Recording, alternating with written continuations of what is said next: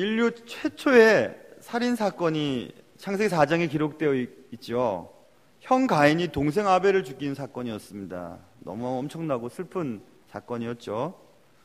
가인이 동생 아벨을 죽인 후 하나님께서는 가인을 부르셔서 말씀하셨습니다. 얘야, 네 아우 아벨이 어디 있느냐? 이렇게 물어보셨어요. 그때 가인이 대답합니다. 내가 알지 못합니다.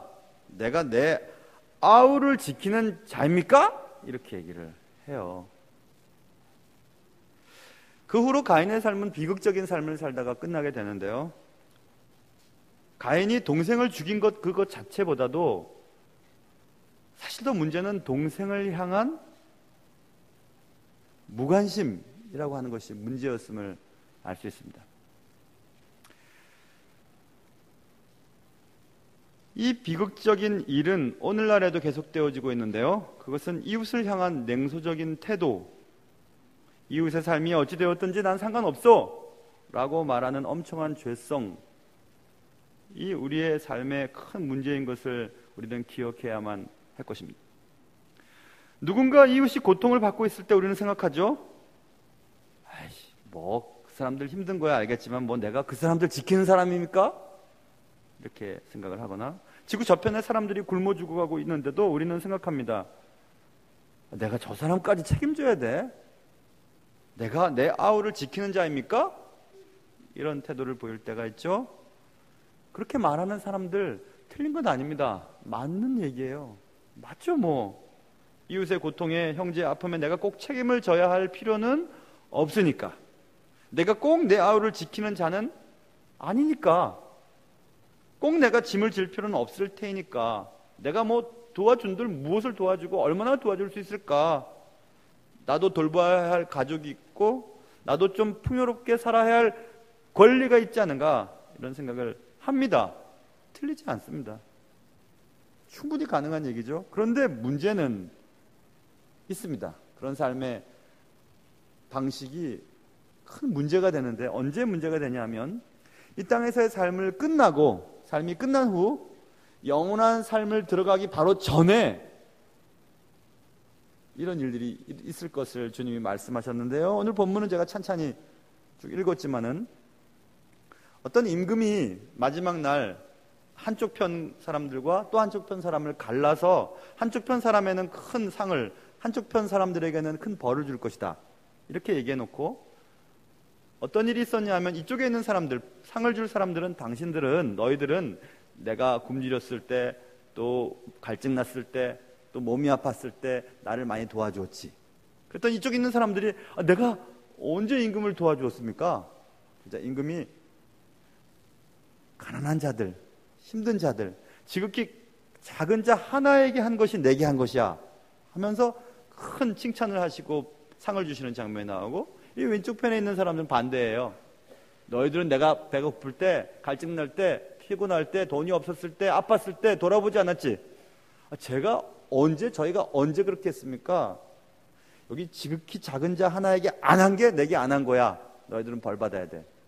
그게 이제 최후 심판날 예수 그리스도 앞에서 우리의 이 땅의 삶을 마감하고 영원한 삶을 들어가기 바로 전에 있어야 할 일을 주님이 말씀하신 내용이에요. 그러니 문제가 발생됐죠. 이 문제는 무엇이냐면, 내가 내 아우를 지키는 사람입니까? 내가 왜 저 사람들까지 책임져야 됩니까?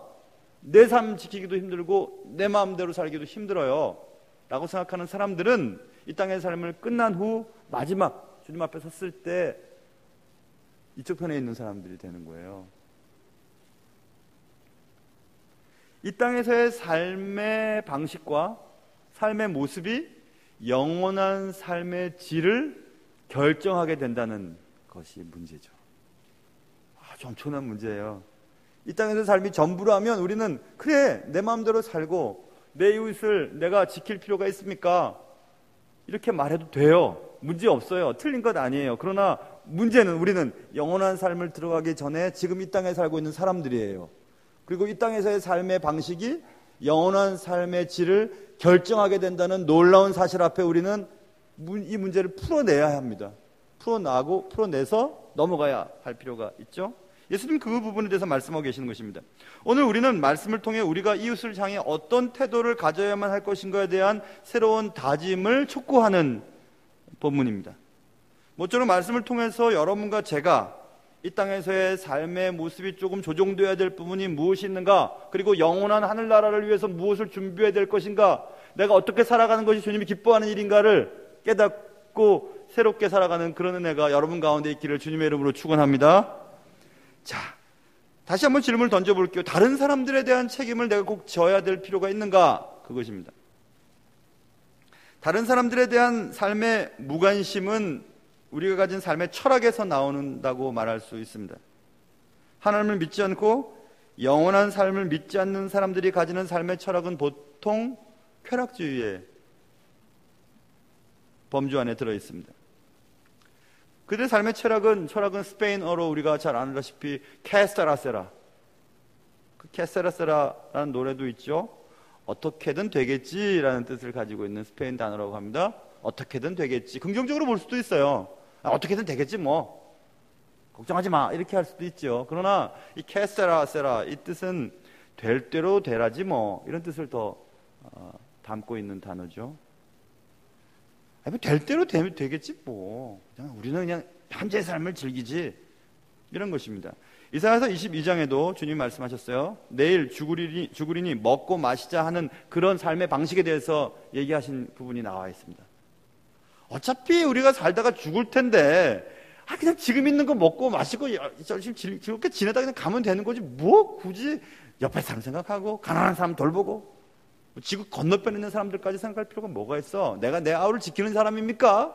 이렇게 답을 할 수가 있겠죠. 사도 바울도 이 말을 인용하면서 얘기합니다. 고린도서 15장에서 죽은 자가 다시 살아나지 못한다면 내일 죽을 터이니 먹고 마시자 하리라, 이렇게 말해요. 맞아요, 그렇죠? 죽었다가 사람이 다시 살아나지 않는다면, 다시 부활이 없다면, 하나님 나라에서 영원한 삶에 대한 기대감이 없는 사람이라면, 맞아, 여기 있는 삶에 먹고 마시고 즐기고 누리고 장가가고 시집가고 애 낳고 뭐 그게 전부가 아니겠습니까? 당연하다 이것입니다. 그런데 성경은 죽으면 끝이라고 말씀하시지 않으셨어요. 이 땅에서의 삶이 전부라고 말씀하시지 않으셨습니다. 한 번도 그렇게 말씀하시지 않으셨어요. 단지 이 땅에서의 삶은 영원한 삶을 결정짓는 매우 중요한 기회라고 말씀하셨습니다. 그러니 죽기 전에 즐기자, 먹자, 마시자, 놀자, 내 배를 채우자, 내 몸을 즐겁게 하자, 내가 내 하루를 지키는 사람입니까? 라고 하는 삶의 방식은 하나님을 믿는 사람들이 취해야 할 삶의 방식이 아닙니다. 초대교회도 역시 이런 일들이 있었습니다. 믿음으로 말미암아 얻는 구원에 대한 강조가 삶의 질을 떨어뜨렸어요. 왜냐하면 그래, 믿고 구원받으면 됐지 뭐, 먹고 마시자, 내 몸을 즐겁게 하자 하면서 멋대로 살았습니다. 그러자 야고보 사도가 그의 서신을 돌리면서 얘기하죠. 만일 형제나 자매가 헐벗고 일용할 양식이 없는데 너희 중에 누구든지 그에게 이르되 평안히 가라, 덥게 하라, 배부르게 하라 하며 그 몸에 쓸 것을 주지 아니하면 무슨 유익이 있으리요. 어떤 사람이 지금 추운데요, 가서 좀 따뜻하게 해봐. 지금 배고픈데, 배가 고파, 쌀 떨어졌다 그러는데 고기 먹어, 이렇게 얘기를 해버리는 겁니다. 무슨 유익이 있으리요. 이와 같이 행함이 없는 믿음은 그 자체가 죽은 것이라. 예수 믿는 사람들이 빠지기 쉬운 거 그런 거잖아요. 믿음의 얘기는 많이 하지만 실제로 도와주지 않는 거예요. 실제로 떡을 주지 않는 거예요. 실제로 만져주지 않는 거예요. 실제로 찾아가 주지 않는 거예요. 손잡아 주지 않는 거예요. 그리고 그냥 믿음으로 다 해결하라고 얘기합니다. 그거는 죽은 믿음이래요. 그 믿음은, 그런 믿음 갖고는 천국 갈 수 없답니다. 베드로 사도도 그런 얘기합니다. 베드로전서 3장에서 마지막으로 말하노니 너희가 다 마음을 같이하여 동정하며 형제를 사랑하며 불쌍히 여기며 겸손하며 악을 악으로 욕을 욕으로 갚지 말고 도리어 복을 빌라. 이를 위하여 너희가 부르심을 받았으니 이는 복을 이어받게 하려 하십니다. 굉장히 중요한 내용입니다. 베드로가, 내가 이제 쭉 얘기했는데 정말 중요한 얘기 지금 하려고 하는데 잘 들어봐. 너희는 형제를 사랑하고 불쌍히 여기고 그들에게 축복을 나눠주는 일 때문에 너희를 부른 거야, 이렇게 얘기를 했어요. 우리가 예수 믿고 구원받은 이유는 주위 사람들에게 복을 전달하는 축복의 통로로 사용받기를 원하는 하나님의 뜻이 계세요. 단지 우리가 예수 믿고 구원받고 그냥 천국 가는 그것으로 끝나는 것이 아닙니다. 그러니 왜 내가 다른 사람들의 삶에 책임을 져야 돼? 라고 얘기하는 건 틀린 것입니다. 예수 믿는 사람들에게 있어서는 틀린 말이에요. 틀린 질문이에요. 예수 믿는 사람들이라면 누구든지 다른 사람의 삶에 대해서 관심을 가져야만 합니다. 만일 우리가 예수님을 믿는 사람이라고 말을 하면서 다른 사람의 삶에 관하여 관심을 갖지 않는다면, 오직 내 입, 내 배만을 위해 산다면 우리의 믿음은 죽은 믿음이에요. 그 죽은 믿음으로는 구원을 받을 수 없고요. 내일 죽을 테니 먹고 마시자, 케 세라세라 라고 삶을 살아가는 사람들에게 천국은 적당한 곳이 아닙니다. 적당한 곳이 아니에요. 그래서 오늘 본문에서 주님은 말씀하고 계시는 것입니다.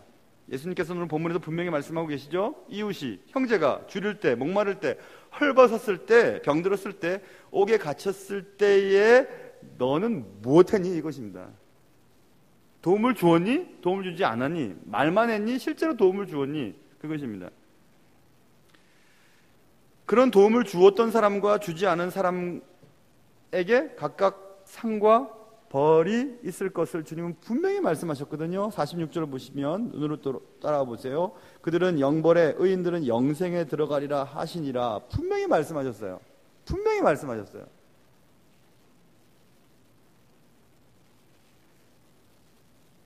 예수님은 우리 곁에 계세요. 그런데 어떤 모습으로 계실까요? 오늘 본문을 가만히 읽어보면 병들었을 때, 옥에 갇혔을 때, 헐벗었을 때, 갈증을 느낄 때, 줄였을 때 그 작은 자를 도와주지 않았냐? 도와주었냐? 그게 나였다 이렇게 말씀하셨잖아요. 나에게 한 거야 이렇게 말씀하셨죠. 예수님은 우리 곁에 계세요. 어떤 모습으로 계시죠? 우리에게 도움을 필요로 하는 형제나 이웃의 모습으로 우리 곁에 계세요. 그래서 이 본문에서 40절과 45절에서 이 지극히 작은 자 하나라고 하는 이 지극히 작은 자 하나에게 했느냐 하지 않았느냐라는 것에 따라서 삶이 결정되죠. 영원한 삶이 결정되죠. 근데 이 지극히 작은 자 하나가 구체적으로 누구냐라는 것이 궁금하잖아요. 그 지극히 작은 자 하나에게 잘하면 혹은 잘 못하면에 따라 달라진다면 이 지극히 작은 자 하나는 누구냐 이것입니다. 오늘 마태복음의 저자인 마태가 예수님의 말씀을 기록하면서 이 지극히 작은 자라고 하는 단어를 여러 번 사용합니다. 여러 번 사용해요. 한번 제가 몇 군데 읽어볼게요. 아주 오랫동안 침상에 누워 있었던 중풍병자가 있었어요. 그 중풍병자를 친구들이 막 예수님께 메어 갖고 와서 결국 낫게 되는 장면이 9장에 기록되어 있는데 이런 기록이 남아 있습니다. 침상에 누운 중풍병자를 사람들이 데리고 오거늘 예수께서 그들의 믿음을 보시고 중풍병자에게 얘기합니다. 뭐라고 하는지 들어보세요. 중풍병자에게 이르시되 작은 자야 안심하라 내 죄 사함을 받았느니라. 그때 작은 자란 말씀 주셨어요. 주님이 작은 자가 누군지 알려주셨어요. 그 작은 자가 누구죠? 아무것도 할 수 없는 사람이에요. 누군가 도와줘야 될 사람이에요. 그런 사람이에요. 내겐 별로 도움이 안 돼요. 이 사람 때문에 내가 힘들어요. 시간도 뺏겨야 돼요. 그 돈도 지불해야 될지도 모르겠어요. 지붕을 뜯어서 친구 내리다가 지붕 뜯긴 주인한테 큰 소리 치임을 당할지도 모르겠어요. 배상을 해야 될지도 모르겠어요. 그런데 주님이 중풍병자에게 말씀하실 때 작은 자요 이렇게 얘기했어요. 제가 작은 자가 누구죠? 아무것도 할 수 없는 사람이에요. 내가 도와줘야 될 사람이에요. 그뿐만이 아닙니다. 14장에 보시면 14장에는 베드로가 예수님의 얼굴을 보고 막 물리를 걷는 장면이 나오는데 주위의 바람과 파도를 보고 막 밑으로 빠져들어가요.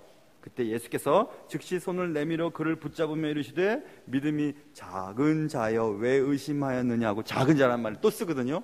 그 작은 자는 누구였죠? 믿음이 없어요. 그래서 주위 환경을 보면서 막 밑으로 내려가는 사람이에요. 믿음이 없는 사람이에요. 작은 자예요. 주님이 작은 자라고 말씀하신 사람들은 우리가 볼 때는 본받고 싶지 않은 사람들입니다. 잊혀진 자이고요. 사랑받지 못하는 자이고 인기 없는 자예요. 아니 평판이 그리 좋지 못한 자여서 가까이 하고 싶지 않은 사람일 수도 있을 것 같습니다. 내게 계속 폐를 끼치는 거예요. 내 재정적인 손실을 입히고 내게 시간을 빼앗아가고 내 감정에 아픔을 주는 사람이에요. 그게 작은 자예요. 주님 보실 때 그 사람이 작은 자예요. 이 지극히 작은 자에 대한 관심의 차이가 우리의 영원한 삶을 이쪽으로 혹은 이쪽으로 결정짓는다는 말입니다. 굉장히 중요한 내용 아니겠습니까? 수도 없이 사용하였습니다. 마태복음에 보면 10장에도 이런 말이 있어요. 또 누구든지 제자의 이름으로 이 작은 자 중 하나에게 냉수 한 그릇이라도 주는 자는 내가 진실로 너에게 이르노니 그 사람이 결단코 상을 잃지 아니하리라 하시니라. 굉장히 중요한 얘기죠. 작은 자 중 하나에게 냉수 한 그릇이라도 주면 내가 꼭 상을 줄게, 그 사람에게. 이렇게 말씀하며 작은 자에 대한 얘기를 또 했어요. 이 본문을 읽으면서 전 그 생각했어요. 한 생각이 떠올랐어요. 미국에 이제 안식년 때문에 학교 공부도 하고 뭐 하여튼 읽고 싶던 책들도 읽고 해서 제가 3달간 가 있었지 않습니까? 근데 여러 가지 걱정이 사실 많았어요. 집 얻는 것도 요즘 미국 경제가 좋지 않은지 집세도 많이 오르고 예전에 제가 공부할 때보다 차도 또 빌려야 하죠. 보험도 문제도 있고 뭐 하여튼 뭐 생각할 것이 많았어요. 그중에 차도 굉장히 중요한 것이었죠. 근데 우리 교회 출신 한 집사님이 차를 빌려주셨어요. 근데 그 얘기를 나중에 하는데요. 어떤 밥 먹는 자리에서 얘기하는데 이 말씀이 계속 와닿았대요. 지극히 작은 자 하나에게 냉수 한 그릇이라도 주면 상을 잃지 않겠다고 했는데 목사님이 차가 필요할 텐데 차를 빌려드려야 되겠다. 그렇게 3번씩 그런 마음의 감동을 줬대요. 그래서 차를 빌려주기로 했대요. 보험까지 들어줬어요. 얼마나 고마워요. 제가 그랬죠. 너무 고마우니까 야, 한 번 얘기할 때 듣지 왜 3번까지 하나님 말씀하실 도록 들으냐 이런 얘기를 했어요. 여러분 이게 사실이에요. 우리가 어떤 사람에게 어떤 필요를 채워주기 위해 냉수 한 그릇이라도 떠주면 냉수 한 그릇이 뭐 돈 들어가는 일이에요? 있는 거 떠다 주는데, 그렇죠? 그래도 하나님이 그 상을 주시겠다고 말씀하셨잖아요. 그렇죠? 작은 자, 내가 지금 도와줘야 될 사람, 무엇이 필요한지를 발견하고 그 사람의 도움을 채워줘야 되는 그런 거 말입니다. 뭐 상당히 주님이 많이 말씀하셨습니다. 이런 말씀도 하셨어요. 18장 6절에 누구든지 나를 믿는 이 작은 자라나 또 썼죠. 이 작은 자 하나를 실족하게 하면 차라리 연자맷돌이 그 목에 달려서 깊은 바다에 빠뜨려지는 것이 나으니라. 별 볼일 없어요. 그 사람 오든 하든 상관없어요. 우리 교회 도움도 안 돼요. 만약에 누가 생각했어요. 어린아이일 수도 있고 정말 가난한 사람일 수도 있고요. 정말 몸이 아픈 사람일 수도 있어요. 오든 하든 별로 상관이 안 돼. 그 사람이 나오든 안 돼 상관없어. 아니에요, 여러분. 아니에요. 내가 한 말과 내가 한 행동 때문에 그 누구든지 그분을 실족하게 했으면 실족하게 한 그 사람은 상이건 상관없고 목에 연자맷돌을 메고 바다에 던져버리는 게 차라리 낫다고 얘기합니다. 왜 그러냐면 최후 심판 때에 우리가 다 하나님 앞에 서야 되는데 연자맷돌은 한 8명이 올라갈 수 있을 만큼 큰 돌, 그 돌을 소나 이런 짐승들이 끌면서 맷돌질하는 그 맷돌을 목에 달고 바다에 던져서 발견되지 않음이라는 의미를 가지고 있어요. 그래서 최후 심판날 하나님의 눈에 발견되지 않을 정도로 아주 숨어버릴 차라리 낫다. 이 정도로 주님은 한 영혼, 한 지극히 작은 자 하나의 영혼의 실족함에 대해서 관심이 그렇게 크십니다.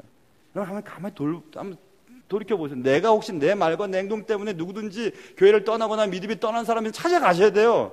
찾아서 어쨌든지 그분을 다시 예수 믿도록 교회에 나오도록 해야 돼요. 안 그러면 나중에 하나님 나라에 갔을 때 내가 언제 그렇게 안 했습니까? 지극히 작은 자 하나에게 하지 않은 것이 내게 안 한 거야. 이렇게 말씀하시는 놀라운 일들이 생길 거라는 겁니다. 우리는 대부분 여기서 우리 오늘 본문에서는 대부분 이쪽 편 하나님 앞에 상 받을 사람의 범주 속에 내가 들어있을 것이라고 생각하지만 아니에요. 이쪽에 있을 수도 있습니다. 왜냐하면 내가 인식하지 못한 채 하나님이 기뻐하시는 일을 하지 아니하고 지극히 작은 자 한 영혼에 대하여 관심을 기울이지 아니하고 나의 말과 행동 때문에 누구든지 실족하게 만든 사람이 있다면 주님 나라 앞에 갔을 때 이런 말을 하게 될 거예요. 내가 언제 그랬죠?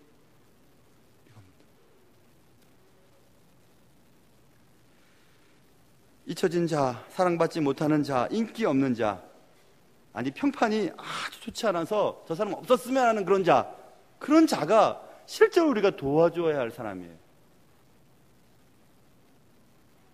지극히 작은 자 하나에 대한 관심의 차이가 우리의 영원한 삶을 결정지어버린다는 이 놀라운 사실을 우리가 기억해야 합니다.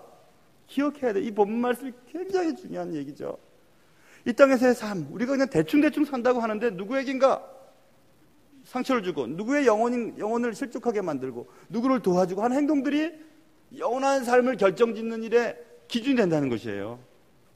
그러니 내가 왜 그런 이 사람들에 대해서 책임을 져야 하고 왜 내 돈을 나눠야 하고 시간을 투자해야 되고 왜 그래야 되죠? 라고 말할 수 있는 사람은 아무도 없어요.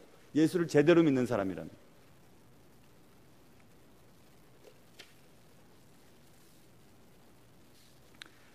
얼마나 이 작은 자에 대한 얘기를 많이 하시는지 주님이 또 이렇게 말씀하셨어요. 삼가 이 작은 자 중 하나도 없인 여기지 말라. 18장 10절이에요. 이 지극히 작은 자, 없인 별로 신경 쓸 필요가 없는 사람, 관심도 없는 사람, 해가 되는 사람, 없인 여기지 말래요. 너희에게 말하노니 그들의 천사들이 하늘에서 하늘에 계신 내 아버지 얼굴 항상 배우느니라. 하나님께서 다 그렇게 얘기하시는데요. 저 사람이요 예수 믿는다고 하는데 저 사람 때문에 누구를 힘들게 하고 업신여기고 막 함부로 말했어요. 천사가 다 얘기한답니다. 하나님께 그런 사실들을 다 알고 계세요. 하나님은 우리가 어떤 사람이 없는 장소에서 그 사람에 대해서 욕하고 판단하고 평가 내리고 없었으면 좋겠다고 얘기하고 함부로 얘기하는 거 다 듣고 계시대요. 하나님이. 또 있어요. 18장 14절에는 이와 같이 이 작은 자 중에 하나라도 잃는 것은 하늘에 계신 너희 아버지 뜻이 아니니라. 한 사람도 잃어서는 안 돼요. 한 사람도. 나의 실수로 인해, 나의 말과 행동으로 인해 누군가도 교회를 안 나오겠다 하고 교회 다니는 거 싫다고 하고 예수 안 믿겠다고 하는 일이 벌어져서는 안 돼요. 한 사람이라도 벌어져서는 안 돼요. 근데 우리는 그걸 너무 쉽게 하잖아요. 그 사람이 나오는지 안 나오는지, 그 사람이 나 때문에 상처를 받았는지 안 받았는지 신경도 안 씁니다. 왜냐하면 지극히 작은 자 한 명이니까. 아직도 수백 명의 사람들이 있으니까. 수백 명의 사람들이 지금 존재하고 있으니까 관심이 없어요. 이 땅에서의 삶을 마감하고 영원한 나라로 들어가는 문턱에서 우리는 주님 앞에 정직하게 대답을 한 번은 해야 돼요. 어떻게 해? 아니 내가 언제 그랬나요? 좋은 쪽입니다. 내가 언제 그렇게 살지 않았나요? 대답을 하게 될 것입니다. 주님은 말씀하시죠. 지극히 작은 자 하나에게 한 게 내게 한 것이야. 지극히 작은 자 하나에게 하지 않은 게 내게 안 한 거야. 이렇게 말씀하신다고 말씀하셨어요. 그것으로 영원한 벌과 영원한 상이 결정된다고 분명히 말씀하셨잖아요. 오늘 본문에. 그러니 우리가 다른 사람에 대한 책임을 져야 됩니까? 지지 않아도 되는 것입니까? 나는 지금까지 살아오면서 잊혀진 자, 사랑받지 못한 자, 그리고 인기 없는 자를 향하여 어떤 태도를 보이며 살아왔습니까? 그런 질문을 우리는 던져야 합니다. 분명히 던져야 돼요. 왜냐하면 우리의 삶의 끝이 언제인지 아무도 모르기 때문에 그렇습니다. 자, 그러면 이제 어떻게 살아야 합니까? 큰 방법들이 있어요. 개괄적인 방법은 우리는 이제 우리의 삶의 우선순위를 재조정하며 살아야 되죠. 무엇이 더 중요한지, 무엇이 더 중요하지 않은지 조정을 해야 돼요. 한번 적용해 볼까요? 우리의 시간이 있어요. 우리의 재물이 있어요. 근데 그 우선순위가 항상 나였어요. 근데 이제 남을 위해 내 시간과 재물을 사용할 줄도 알아야 됩니다. 주님이 원하시는 그런 삶의 방식은 언제나 믿음의 유무에 따라서 결정이 되기 때문에 결국 믿음의 문제라는 것을 알 수 있습니다. 하나님을 제대로 믿는 믿음에서만이 삶의 우선순위가 제대로 조정될 수가 있다는 것을 우리는 알 수 있습니다. 그런데 이런 재조정의 문제는 사실은 쉽습니다. 오히려 쉬워요. 뭐가 쉽냐 하면요, 이것입니다. 자, 보세요. 여러분 지금 입고 있는 옷이나 살고 있는 집이나 타고 다니는 차나 또 여러분이 사랑하는 자녀들, 여러분이 자랑스럽게 생각하는 외모나 건강도 그것이 누구로부터 왔는지를 생각하는 거예요. 그게 어디서 왔죠? 내가 노력해서 이렇게 생겼을까요? 그 얘기하니까 또 그 생각 나네요. 제가 그 얘기 했잖아요. 지지난주인가? 우리 교인 한 분이 우리 목사님 정말 뜯어봐도 못생겼다고 그 얘기를 했어요. 웃으셔도 괜찮아요. 상처 안 받으니까. 근데 지난주에 또 어떤 교인이 또 대놓고 얘기하셨어요. 진짜 우리 목사님 못생긴 거 나 이번에 알았다고 얘기를 했어요. 그래서 내가 생각했어요. 하나님이 만드신 건데 하나님한테 그렇게 하면 안 되지. 우리가 선택했습니까? 여러분의 외모? 그거 아니에요. 여러분이 노력해서 돈을 벌었다고 생각하죠? 여러분이 주신 재물은 누가 주신 거죠? 하나님 주신 거예요. 자녀들은요? 하나님 주신 거예요. 어디서 그것들이 왔는지를 알면 그것들을 손에서 놓기가 쉬워요. 놓기가. 그것 때문에 막 힘들어하지 않습니다. 정말 우리 교회가 참 좋은 교회라는 생각을 또 했어요. 대놓고 성도들이 담임 목사 앞에서 못생겼다고 얘기하는 교회는 우리 교회밖에 없을 거야 아마. 그래서 내가 우리 교회가 참 좋은 교회구나. 되게 좋은 관계. 그러니까 여러분 또 지금 용기를 가지시고 또 나가면서도 그런 얘기 하지 마세요. 저도 사람인데 상처받습니다. 저도 제가 사랑받는 한 여자의 남편이에요. 그러니까 함부로 하나님의 작품에 뭐라 하지 마시고. 괜찮아요. 왜냐하면 하나님 건데 괜찮아요.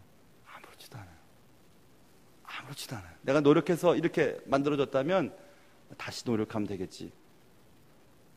그거 아니잖아요. 건강도 마찬가지잖아요. 자녀도 마찬가지잖아요. 여러분이 소유한 것도 마찬가지잖아요. 여러분이 노력해서 얻은 겁니까? 아닙니다. 하나님 주신 거예요. 그럼 왜 주셨죠? 왜 여러분에게 고만한 키와 고만한 외모와 그 정도의 재물과 그 정도의 인기와 그 정도의 지위를 주셨을까요? 왜 주셨을까요? 좀 더 잘 살려고요? 좀 더 편안하게 지내려고요? 좀 더 행복하려고요? 아닙니다. 아니에요. 하나님이 우리에게 더 주신 것은 그 더 받은 것 가지고 덜 받은 사람들에게 나눠주라고 주신 겁니다. 나눠주라고 주신 거예요. 그거 안 하고 자기만 위해 살면 하나님 나라 가서 아니 내가 언제 내 마음대로 살았습니까? 아니 내가 언제 주님의 뜻을 따라 살지 않았습니까? 라는 말이 꼭 나오게 될 겁니다. 꼭 나오게 될 거예요. 그래서 하나님이 주신 기회들을 가지고 하나님이 쓰실 때 자랑하고 교만하면 안 돼요. 성가대도 마찬가지고 또 주일학교 선생님도 마찬가지고 목사는 말할 것도 없고 여러분이 가진 재물과 지위나 외모나 다 자랑할 것도 없어요. 그냥 겸손하게 감사할 뿐이에요. 그래서 다른 사람에게 나눠줄 수 있는 기회를 찾는 것, 그게 진짜 중요한 우리의 삶의 방식이 되어야 됩니다. 그럴 때 비로소 우리가 우리의 나눔에 자유함이 생기는 거예요. 별로 어렵지 않아요. 원래 내 거 아니었는데 원래 내 거 아니니까 주기도 쉬워요. 내가 노력해서 얻은 것이라고 믿으면 주기 어렵습니다. 그래서 누구에게 베풀고 나누고 함께하고 시간과 재물을 투자하는 사람들은 대부분 보면 하나님이 내게 모든 것에 모든 것이라는 사실을 진짜 고백하는 사람들만이 그런 일을 할 수 있어요. 교회도 마찬가지예요.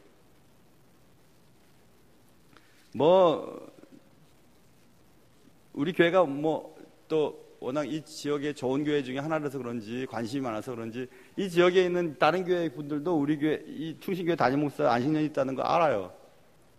근데 알면서 제게 들리는 또 얘기는 보면 또 근처에 목사님들도 그런 얘기를 하시고요. 참 좋은 교회다. 담임 목사 안식년 됐다고 보내고 또 안식년 가는 목사도 참 대단한 목사다. 그런 얘기해요. 그렇잖아요, 여러분. 그렇잖아요. 근데 전 걱정 안 해요. 하나도 걱정 안 해요. 교회 주님 거고 목사 없어도 교회 그렇다고 또 우리 목사님 없어도 되겠다 생각하면 또 섭섭하지만 사실이에요. 하나님이 쓰시니까 그 일을 하는 거고 하나님이 세우셨으니까 그 일을 감당하는 것 뿐이죠. 근데 누가 없어서 되고 누가 없어도 안 되고 누가 있어야 되고 그런 거 없어요. 근데 단지 그 시대에 그 사람을 사용해서 하나님의 일들을 하게 하시기 때문이라는 것은 믿어야 되죠. 그러니 여러분 우리의 모든 소유가 모든 것이 하나님으로부터 왔다는 사실을 여러분 믿으셔야 돼요. 그러면 내가 내 아우를 지키는 사람입니까? 이런 얘기 안 해요. 당연히 지켜야죠. 당연히 내 눈앞에 나의 필요를 나에게 도움을 요청하는 사람들을 도와야죠. 되죠. 당연하죠. 그거야. 그거는 교회나 가정과 개인의 삶에 다 적용시킬 수 있어요. 교회도 우리 교회만 잘 되는 그런 법 없어요. 이 교회 있는 교회들 다 잘 돼야죠. 왜? 우리 가정만 잘 살아야 되나요? 그거 틀린 거예요. 다 잘 지내야죠. 그게 옳은 건 아니겠습니까? 언젠가 주님 앞에 여러분은 분명히, 또 저는 분명히 대답을 해야 합니다. 내가 언제 그랬죠? 내가 언제 그러지 않았습니까? 분명히 대답을 해야 해요. 우리 주위에 지극히 작은 자, 잊혀진 자, 사랑받지 못하는 자, 인기 없는 자, 그래서 평판이 그리 좋지 못한 자가 줄이고 있습니까? 먹을 것을 줘야 돼요. 목마르고 있습니까? 마시게 해야 되죠. 나그네 되었으면 영접해 줘야 되고요. 헐벗을 때는 옷을 입혀줘야 되고, 병들었을 때는 돌보아주고, 옥에 갇혔을 때는 들여다봐주는 삶을 살아야 됩니다. 너무 포괄적이에요. 어떻게 해야 되죠? 작은 것부터 한번 생각해 볼까요? 어디서부터 시작해야 되는지. 첫 번째, 우리의 삶의 마음에 스스로 자발적으로 가난을 선택해야 돼요. 상, 중, 하, 나 다 선택할 수 있어요. 상이 더 좋고요, 중은 중간이고, 하는 그냥 그래요. 상을 선택하면 좋을 것 같아요. 근데 중을 선택하는 거예요. 중 선택할 수 있는 사람이 하를 선택하는 거예요. 그래서 상을 선택할 사람이 중을 선택해서 그만큼 차이, 중을 선택할 사람이 하를 선택해서 그만큼 차이를 누군가에게 나눠주는 거죠. 자발적으로 해야 돼요. 그거. 가진 거 다 누리고 원하는 거 다 사 먹고 가고 싶은데 다 가서는 하나님의 일을 할 수가 없어요. 대부분 그렇잖아요. 교회 선교 많이 하는 교회들 보면, 우리 교회도 열심히 하는 편인데요, 사람들은 이런 얘기해요. 우리나라에도 복음 전도되지 않은 데가 많아. 그 많은 돈을 들여가면서 뭐하러 선교 가냐? 그렇게 얘기를 해요, 사람들. 아니, 교회 빚도 있는데 뭐 그렇게 교육에 투자하고 뭐 이렇게 그렇게 하냐? 빚부터 갚지? 말도 안 되는 소리예요, 그건. 하나님이 지금 우리에게 필요를 요청하는 사람들에게 자꾸 흘려보내야 됩니다. 교회는 우리의 에너지를 자꾸 흘려보내야 돼요. 하나님이 또 책임져 주시는 거죠. 그렇게 살아가야 행복해요, 삶이. 은퇴했으니까 이제 난 놀고 먹어야 되지, 그거 아니에요. 은퇴했으니까 정말 시간적인 여유가 많으니까 무엇인가 할 수 있어야 되죠. 무엇인가 할 수 있는데 무엇 할 수 있을까요? 할 수 있을 게 너무너무 많아요. 너무너무 많아요. 남을 위해, 교회를 위해, 하나님의 나라를 위해, 주의 백성들을 위해 할 일이 너무너무 많이 있지 않습니까? 자발적으로 가난을 선택해야 되고, 아까 말씀드린 것처럼 소유권이 하나님께 있음을 고백해야 돼요. 날마다 고백해야 됩니다. 내 자녀와 내 재물과 내 가정과 내 모든 것이 하나님으로부터 왔습니다 라고 고백해야 돼요. 그래야지 겸손해지니까. 아까 말씀드린 것처럼 남보다 더 가진 것이 있다면 그것은 내가 누릴 특권이 아니라 내가 나누어줘야 할 사명인 것을 기억해야 됩니다. 뭐 그런 것들이에요. 그런 생각들을 가지고 살아가야 그래도 하나님 나라 갔을 때 하나님 앞에 칭찬받는 일을 몇 개라도 할 수 있는 겁니다.